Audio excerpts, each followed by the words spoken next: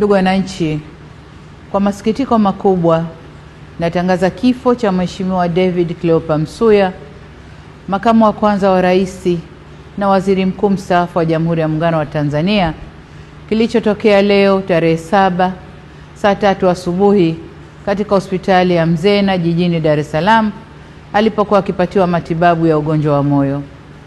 Hayati Cleopa David Msuya ameugua kwa muda mrefu na amekuwa akipatiwa matibabu ndani na nje ya nchi, ikiwemo katika hospitali ya moyo ya Jakaya Kikwete, hospitali ya Mzena na kule jijini London nchini Uingereza.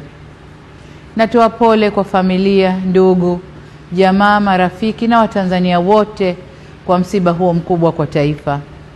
Aidha, ninatangaza siku 7 za maombolezo ambapo bendera zitapepea nusu mlingoti kuanzia tarehe 7 hadi tarehe 13 mwezi huu wa 5.